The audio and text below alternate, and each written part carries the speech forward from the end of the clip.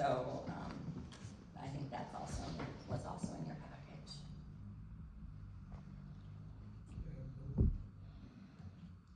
I believe the resolution for that is later under, Brent's report.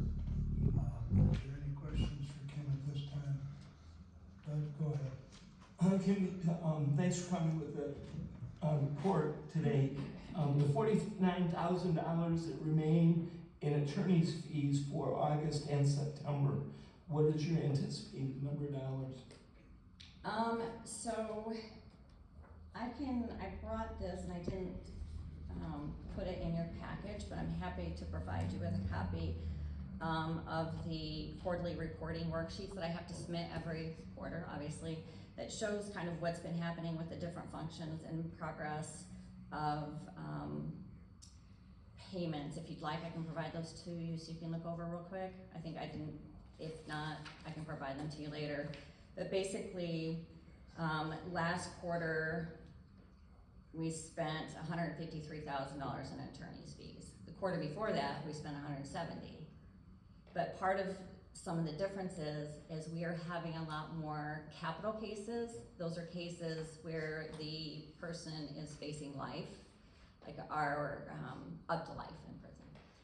That doesn't mean murders, it just means that there's prior, they can be what we call habitualized as a fourth offender, which means that their, 10-year felony for possession of meth is not gonna turn into a life offense, kind of that 3 strikes and you're out type of mentality. So our number of hours for capital cases have gone up 90% just over the last year. So that's why we did have a couple of capital cases in that second quarter, which made the amount of money go up a little bit. So on average, we're about 155, I would say. So it sounds like you're gonna be $100,000 short. Probably pretty close, but Where does that money come from? county at this point. But again, that was one of the line items that would be placed for the 27 fiscal year, which would mean then it would be reimbursed to you guys. Speaking, I think it's, I'm gonna say the name wrong, Gratiot. I don't know if I say the county name wrong. They've had the same thing, Gratiot, okay, has the same thing and they're being reimbursed pretty quickly, that they've not had an issue with being reimbursed. And since that is a line item for next year, it'd be pretty quickly. But again, we do have some areas that we are under budget on. So the hope is that we can spend that money or use that money to help cover any overages that we might have in this line item. Like I said, this was not my choice, and I told them that was last year, and they didn't care. This year, because I do have more information, and they kind of can't deny, because they're all the factual numbers is numbers they have. That's why they didn't fight me quite so hard this year of upping my attorney fees. I knew that would be an issue, but I want to be forthcoming with you when you guys start getting this budget numbers. Brent, you had a question? A couple of questions, Kim. Looking at our past grant applications, the local share contribution was $114,646. Yes. Why the reduction? Okay, so as I say every year, it's funny. That number is based off of what the county originally paid attorneys to do public defender work when we first started this in 2018. And because you guys didn't pay us very well, like everybody else in the county tells you they're not getting paid well, your baseline is that original number. And it was weird to me because I didn't understand that, because it didn't seem fiscally responsible, but I'm not gonna argue with them, is that number stayed in place, and it's only, our share is only up by the cost of living, their analysis. So I don't even put that number in. That number, when I go to put in my budget, is just auto-populated. So instead of this last year 114 and then the cost of living on top of that, and each year doing that, it doesn't do it. It's always at the baseline number. So our fees, as far as the county goes, really don't go up a whole lot each year. And actually, like you said, it went down for this, which will be for fiscal year 27. The other question I have, and looking back at the 2025 MIDC Commission's report to the state legislature and even our audit, in 2025, MIDC said we only expended 59% of our grant award amount, which was $608,623. In our 2025 budget, our audit report, we only expended $630,428. You're now presenting us with a budget that is $900,000. To me, that's about 150% increase over actual expenditure in 2025. I don't understand where that difference in increase is coming from. Like I said, the attorney's fees in 2025, the attorney's fees are different each year, okay? What the state allows us to do, what we have to pay. So, our actual expenditures in 2025, according to this, was $612,000. Again, caseload billings are up, capital cases, 25 was a little bit, but, billing hours were up. The approved amount for last year was 627, and by the second quarter, we were spending at 60% of our budget. So at the end of the second quarter for fiscal year 26, we were at, according to MIDC, we were at 60% of our budget. So for the last 2 quarters, and we have 40% of our budget left. Again, the biggest costs, as you'll see, are the attorney's fees. And again, that's because caseloads, case hours, we are doing more trials, we're having more cases in some cases, and bigger cases. So that's the biggest reason for the increase in what we're doing. We're also using investigators and experts a little bit more, not as much as probably should be, but again, that's not always the thing. But we have used that a little bit more, so we've had more expenses that way. So I would expect each year that, well, I would assume each year is gonna go up a little bit, just based on what's happening within the county, what fees we end up having to pay, especially if we have to bring out-of-county attorneys in, so the budgets are gonna go up. And then you mentioned on the juvenile life sentence review cases, this budget request does not include anything for the other expansion of the indigent defense for juvenile cases for new cases, correct? Yeah. Correct. So when I talk about the juvenile cases, there's been 2 cases identified in Hillsborough County that would fall under that new requirement, that the juvenile was tried as an adult and sentenced as an adult, but he was they're both he's, sentenced as a juvenile to life offense, to life. So now some of the new bills that have come through, they don't want that to happen because they say, kids are stupid, make dumb choices. The sentences may not have been mitigated to their particular circumstances, so they want to review all of these cases. And what we're told is it's about $60,000 a case for them, for experts and people to come in and look at that. So when I was originally told, I said we had 2, so to put the 120 in, and then they said no, because it's probably not gonna get to us at this point in time in the next year, because there are higher priority levels. And it is not cases we handle. So that would be a case I would have to pay an attorney, an appellate attorney to do. So that fee, along with all the expert fees. But what you're referring to is the adult system. MIDC has gotten on board with saying that our juvenile defenders, public defenders, need to be just as well trained and have those same criteria and recommendations and requirements that an adult defender would be, which is completely acceptable and should be. So now they will be taking over that system and putting into play the same type of regulations that we have. And as this has been slow going. We add new requirements each year, or every so often. Again, standards. The new standards, so they haven't MIDC hasn't adopted those standards for the juvenile track yet. Correct, just because it just came through, but it will.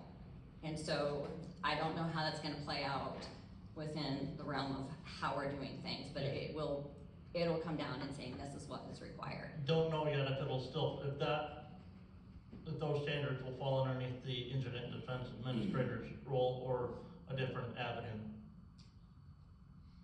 I'm going to make an assumption, because it would come under, there would be somebody controlling that function, whether there would be a separate, just MIDC for juveniles, or all under one. I'm gonna assume it's not gonna be a separate one for juveniles, having two people play that part. But I can't tell you that because we've just now found out we're gonna be doing this. Thank you. Go ahead, Brett. Kim, thanks for being with us today. I'm just hoping you can help me understand. So, as this whole indigent defense has evolved over the years, so lawsuit, legislature addressed it, and so we established this baseline, and then it has an inflation rate on it. So I get that. But what I'm hearing from you today is that potentially the county has exposure of $100,000 in additional costs over and above that $114,000 baseline. And one of the topics that I come back to over and over and over again is unfunded mandates from the legislature. And that's one of those things that really bothers me as a local official, whether as a township supervisor or as a county commissioner, that we are told to do things by the legislature that we really have no control over. And then they tell us, even though the Michigan Constitution says they can't have unfunded mandates, they find devious ways to get around those unfunded mandates. One of my favorites is EpiPens in schools. We won't digress in that, but that was one of the absolute best that they ever came up with to get around the unfunded mandate rule. But just help me to understand how our taxpayers are on the hook when the legislature, as part of this package of laws that created indigent defense, how that they guaranteed we would be capped at the 114 plus the inflation rate, that we could now be on the hook for 214. If you could help me understand that, thank you. Well, that's politics, which obviously I'm not a part of. I don't want to be a part of that. But as I'd indicated before, the hope is that the underpayments of different stuff, jail investigators, different other areas that we have not spent our budget limits on, is that can be applied to that number. And so it would be, I wish I wrote it down because it would have been off my head. A significant portion of it. I mean, we may not bill that much. We might not have a court. I'm just trying to be as forthright as I can with you guys. I mean, I didn't have to say anything, I guess, but I don't think that's a fair and accurate description of what my job is and what I need to do to you guys, and that's not being transparent in any way, shape, or form. The only thing I can say is I'm not necessarily disagreeing with you. I'm trying to do what I can to mitigate that damage. They won't provide us funding ahead of time, which I have asked. It's just, we'll reimburse you. And again, in the other counties, they say it's pretty quick. Once it is approved and we have that line item, we do get paid pretty quickly. From looking at the general ledgers that are coming through, is that the payments from the state we do get pretty quickly at the beginning of each fiscal year. So, I mean, that can help, and that can be moved pretty quickly as well. Or, I guess the thing is, we just don't work. So, and obviously that can't happen. That's just a ridiculous statement in and of itself, obviously. But, I mean, I am where I am. I can't do anything. As I told you, I did not agree with this budget that was approved by MIDC. I asked that and I told them it was wrong and we were gonna need more, and they didn't care. And so, like I said, this year, because even though I did last year, based on third quarter findings of where we are now, and the additional information I provided, meaning how many hours we spent, for everybody, that they did approve that they weren't gonna cut it, that they actually gave me a little bit more. So, I can't fully answer your question because I just don't have that answer for you. That's all I can say. You'll get it back. I really do appreciate your effort, and I'm not casting any shade on you or your cohorts in regards to what you do for us. We are required to provide indigent defense, and I certainly am supportive of the fact that anyone needs to have adequate counsel. So if we, the state, are going to impose criminal penalties on people, they deserve constitutionally an adequate defense, and so we need to fund that. However, I'm just shake my head when we are required under law to do that, and they have said these are the terms, and they don't want to live up to it. And it's very, very troubling to me. So I guess for us, as the Hillsdale County Board of Commissioners, we need to go back to Mac, who was very influential in obtaining the legislation that gave us indigent defense, and say, what are you doing on our behalf to make sure that we are made whole, and we don't have to pony up money that we were told we were not going to. So. Right.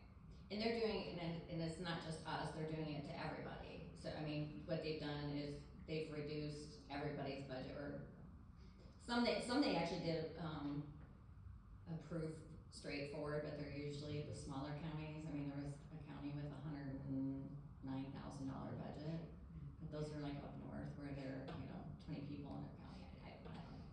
So, but then they have, $32 million public defender offices that they're trying to do. So they're cutting everywhere because the MIDC budget is cut. So this year, well, just like everybody here, your budgets are cut, everybody's budgets are cut, so you're trying to work within that time frame or within that framework. But I don't know. I guess Powerball, we can try that. I don't know. I don't know. I know that it is on our line item. That overage is on our line item. It is going to be recommended that this budget be approved through MIDC. And so again, we will get it back. It's just not gonna be, it may be in October. I mean, they may give us a bigger payment in October. It may be January. I don't know how they're gonna split that up. Normally, if their budget, so their portion would be with the, $800,000 would be, give or take, their portion, because they split it up into equal payments normally, so it may just come that way, because it is already a line item. Thank you.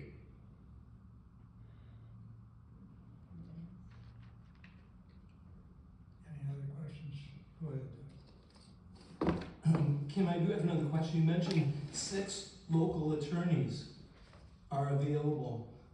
How many are needed based on caseload? We have 6 attorneys in town, only 2 do public defender. There are 3, I have one attorney from Lenawee who handles our misdemeanor cases. She's also overloaded. I did find a gentleman, young kid, in Jackson that's willing to take some of the misdemeanors as well. It depends, because, I don't know how many cases we may have, and I just have to do a better job of keeping track where we are in that caseload. They've given us a spreadsheet now, which we can track better our own, because otherwise at the end of each quarter, they said, here you go. At the end of each quarter, Keith was at 104, I was at 94, and I think Katie was at 99. So by the end of that quarter, which would have just ended in June, technically July, August, and September, none of us should have taken any more cases. So what's the number, 94? What, 94? The- No, that's percentage of the caseload I Oh, can have, sorry. percentage. Sorry, that was, okay, but Keith was at 104%, Katie was at 99%, I was at 94%. So again, technically, we shouldn't have taken any more cases. Again, I'm gonna get my hand slapped because we are over the cases that we have. Now, because I know this is gonna be twisted. When they do these caseload analysis, they do them based on a number of different things. And most of it is based on bigger city numbers because they hold cases longer. They have more cases. They have, you know, when I say hold cases, they have more trials. They have, one attorney is working a case for a very long period of time. Our caseloads in smaller towns and counties, we don't necessarily do that. So we don't hold cases for very long. So just because I might have, you know, 100 cases, I don't know, and that's the limit. Where, you know, in Detroit, they have their 100 cases are spending hours and upon hours and upon hours, where ours isn't necessarily handled that way. So just because there's caseload doesn't mean that it's, or overworked particularly, because we may only spend 5 hours on a case because they may plead, or it may be dismissed, or even if we go to trial, you know, it just depends on what's going on. That's all. Any other questions? Go ahead, Kevin. And there's probably no way of getting that percentage for smaller counties changed in any way, because they're gonna just do it by the majority Yes. of the bigger counties. And Yes, and that's true, and that's what we're trying, when we talk about these caseloads, that's what we're trying to indicate to them, and they know it. I mean, MITC knows that this is how this works, but there has to be some baseline for it. So again, they'll just give me a written warning that I didn't comply, and I'll be like, okay, fine, but I've been trying to find attorneys. We can't find attorneys. I can't get attorneys to come to Hillsdale, you know, but it's a problem that's all over the state. It's not just Hillsdale County. So, but I have, you know, a couple more resources now, which will hopefully help to be able to get the attorney coverage that we'll need. thank you. That's all. Anything else? All right, thank you, Kim. All right, I believe Nicole? Actually, Kara's coming up. Carol Lawrence, Yes. CEO of Walleye. Yes. Thank you for having me back. Thank you for having us back. I'm Kara Lorenz Goings, the CEO at Wellwise Services Area Agency on Aging. And just to remember, for everyone to remember, our mission is to support older adults, adults with disabilities, and their caregivers in Jackson, Lenawee, and Hillsdale counties to remain independent. Okay, so I'll just go over some things. Our report details, the report that we submitted details spent Older American Act funding in Hillsdale County through July 2026. It is not representative of all budgeted or awarded funds. As a reminder, contractors are permitted to submit transfer requests to allow for budget flexibility within the current fiscal year. And contractors submit monthly cash requests and budget reports, and monthly meetings are held to discuss funding and trends in spending. I wanted to cover some items in our multi-year planning. Right now, we're in the window for our multi-year planning for fiscal year 2027 through 2029. That's a 3-year plan. We are headed to Lansing on September 18th to present our draft multi-year plan to the Commission of Service to the Aging. You received a copy of the draft plan on July 8th. As a reminder, every 3 years, in accordance with the Older Americans Act and the Older Michiganians Act, Wellwise Services distributes a community needs assessment survey. We conduct focus groups. We host a public hearing to gather feedback from community members to inform our multi-year plan. Results from this survey will be available on our website very soon. Based on the feedback we received, requests for proposal applications for needed services identified by the community were opened on July 15th to distribute Older Americans Act and Older Michiganians Act grant funds. The deadline to apply for this request was August 14th, and then we will hear the RFP presentations next Monday. There is an RFP selection committee, and we'll make award announcements by the end of the week after we hear the presentations. From there, service contracts will go out prior to the start of our fiscal year on October 1st. As for some other agency updates, our lower level renovations were recently completed at our building right in Brooklyn, Michigan, with the support of our board of directors and an infrastructure grant from MDHHS. This has been really a great thing for our agency and older adults with disabilities in our communities. It's been a way to expand our enhanced fitness programming as well as other programming to our communities. Wellwise Services was also selected to present 3 sessions at this year's National U.S. Aging Conference in San Diego. That conference is specifically for area agencies on agings. And just to remember, there's 16 area agencies on agings in our state and over 600 in our nation. The sessions that were highlighted for Wellwise were our assistive technology programs, our Safe Haven program, which is our program that helps people who have been abused, neglected, or exploited. We work hand in hand with many partners, including APS. We also had a session on grant planning and development. We have some best practices around that in our agency. And we also received an achievement award for our discharge transition partnership with Hillsdale Hospital. It's been a really great partnership, and we're working on replicating that throughout our communities, and the state is looking at that work as a best practice. This week we have staff in Baltimore for the Home and Community-Based Services Annual Conference hosted by Advancing States. That conference is really specific around CMS requirements and regulatory requirements. We are happy to share that Wellwise Services received a perfect 100% score on our annual ACLS audit. That's for our Older Americans Act funded programming, which includes the work with our contractors like Hillsdale County Senior Services Center. Since we last saw you in May, we hosted our annual celebration on June 16th, where community members were invited to our building, and the vans gifted to there was a van gifted to Hillsdale County Senior Services Center and Lenawee County Department on Aging were on display. The vans were purchased with funds from Consumers Energy Grant and matching support from our board of directors. It is helping with transporting people in this county, so that is really neat. You may have seen the van driving around. It's wrapped in Wellwise, Consumers Energy, and Perennial Parks logos. We also held our 9th annual Safe Haven benefit at the Eagle's Nest on Clark Lake, which was our most successful benefit to date. That's that program that helps people who are abused, neglected, or exploited. We raised $18,000 to support direct client services for those survivors. The fiscal year 2027 state budget includes mostly level funding for aging services, which is good because Michigan is very high up there in one of the most aging states. And we continue to monitor the status of federal continuing resolutions. Last week, we presented our draft 2027 agency budget to our board of directors.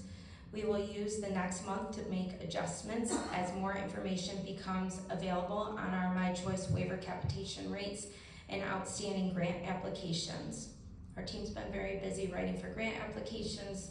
I think we have about $1.3 million of grant applications hanging out there waiting for award information. On September 24th, our board of directors will vote on the fiscal year 2027 budget. And this concludes my report, and we are happy to answer any questions.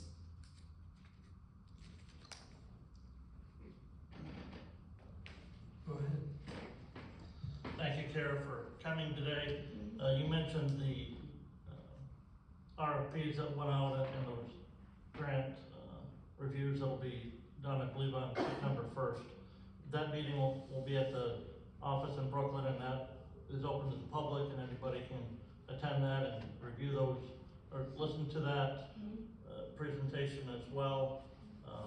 And we had 2 board members serving on that grant review. 2 board members, a few staff, from Wellwise, and I believe it's August 31st is the day that is happening, and then we'll be talking again on September 1st. Okay, and if memory serves, I think I had heard you mention that there were some competitive bids put in for some of those RFPs. I don't know if any of those were in Hillsdale County or not.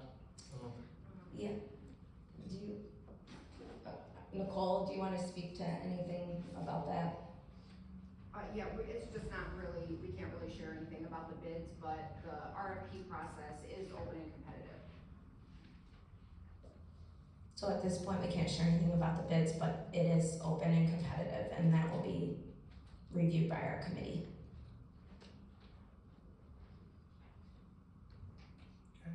Any other questions?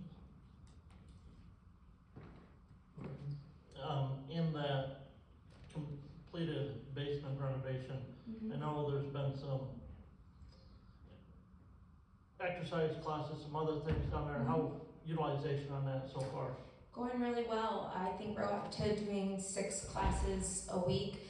We were doing these classes at Wellwise prior to the renovation, but we kind of just had this makeshift part of our lower level. It was really just an open basement previous, we called it the lower level.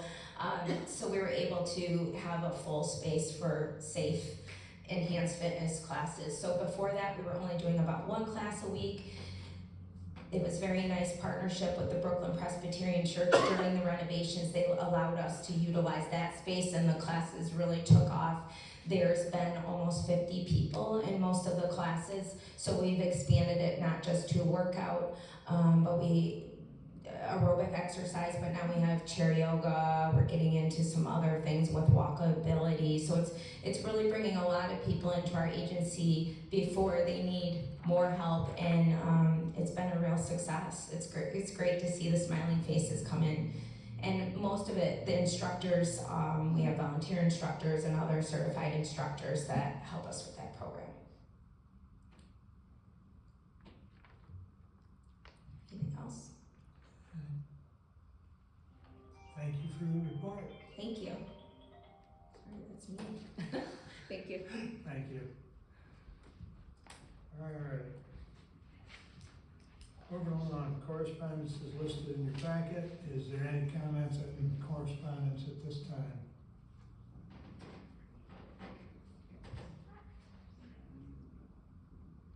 Hearing none, I would entertain a motion to approve the consent resolutions. Move to approve the consent resolutions as presented. Support. Moved and supported. Any comments? Hearing none, all in favor, signify by saying aye. Aye. Opposed, same sign. That brings us up to committee reports. Kevin, you're up first. The only thing I have. And please. Yeah. The only thing I have is, Board of Health, at our finance meeting, we approved to move it to the full board this Thursday. They're asking for county appropriations for all 3 counties, asking for a 3% raise. They haven't had one since 2023, I believe, or 24, one of the 2. There was no raises last year. And that's all I have, unless there's any questions. Any questions for Kevin? Kevin, do you remember what that dollar amount increase would be then for Hillsdale County? 2,400, I believe. Okay. Anything else?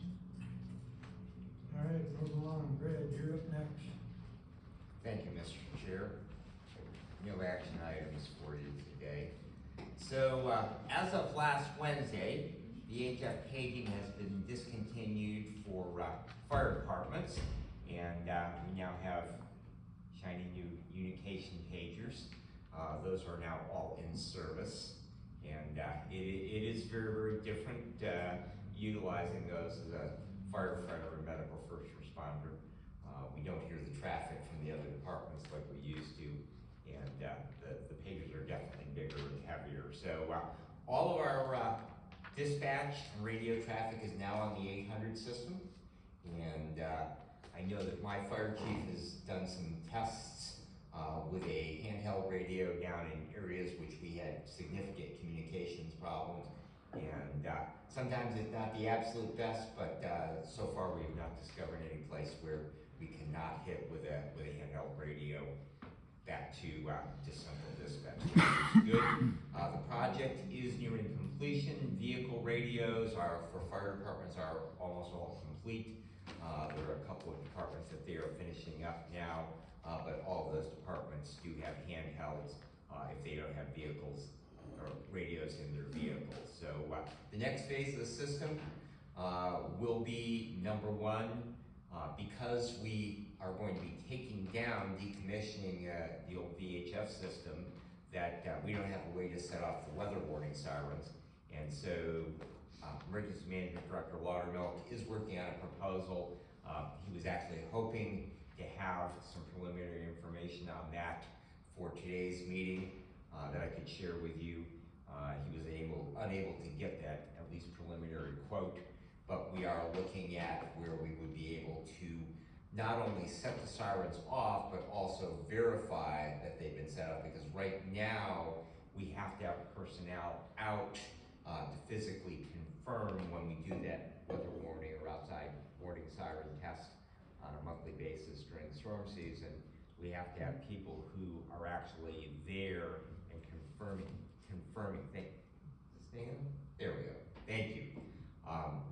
We actually have to have personnel out there to confirm that those sirens are going off, so we are moving forward with that. Also, as part of the project and the budget expense, they will be taking down the tower in Osseo and the tower in Camden.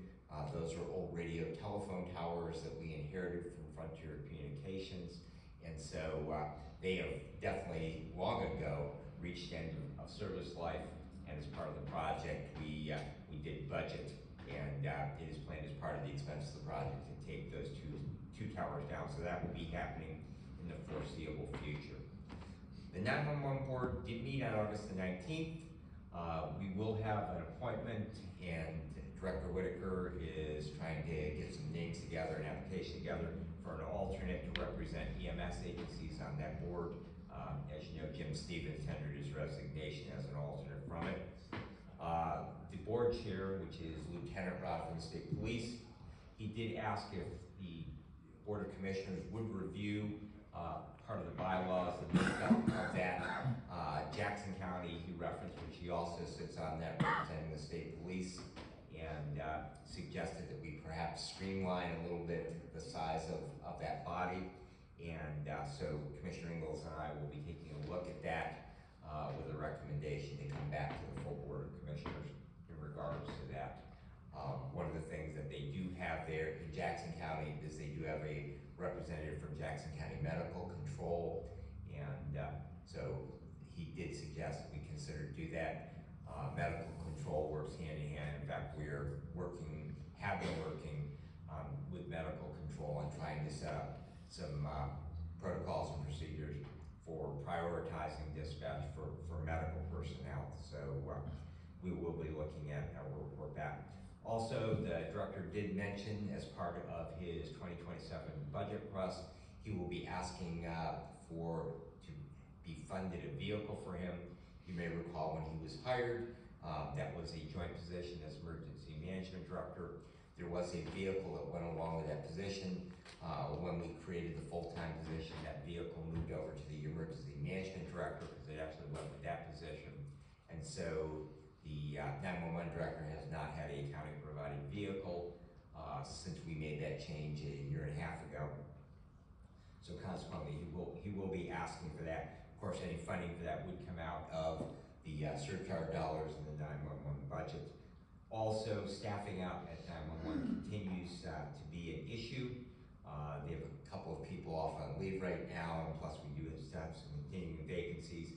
They have supplemented by hiring at least one part-time person, and they would like to hire some additional part-time persons. Director Whitaker did get some numbers from a company that actually provides staffing, and it's pretty brutal. For a full-time position, it would be about $120,000 a year to go outside and hire basically a temporary employee, provided by a staffing company, so that's really an untenable position, would quickly burn through their budget, so, we do need to get some additional people. If you know of anyone, and to the public, if you know of anyone who might be interested, information on that is up on the county website, so as, part of our positions open. Also, the 911 board did unanimously go on record as opposing using any of the bond proceed funds for the purchase of body cameras for the sheriff's department.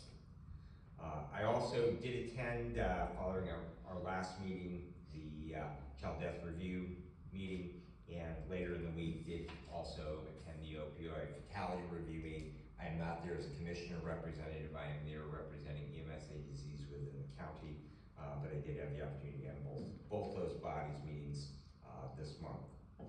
Also, my last item is that I have a couple of discussion topics that I'm asking the chair that he would place them on our next meeting agenda for September. One is regarding formulating a county policy as we move completely onto the 800 megahertz radio system, as far as what channels we will encrypt and those which we will not. There is some legal requirements in regards to encryption, any traffic with law enforcement regarding lien inquiries that would go over the radio. Those are both federally and state required that they are encrypted. But there has been some questions, I've received questions, I know others have received questions in regards to whether as we move forward with that, if we will continue to make those available to the public. It is public information, and I've advocated from the beginning that we continue to make those available. Obviously, the public will have to buy trunking scanners, make an investment in that, but in order to be able to hear that traffic, but I do believe that we should have some form of a policy in regards to that.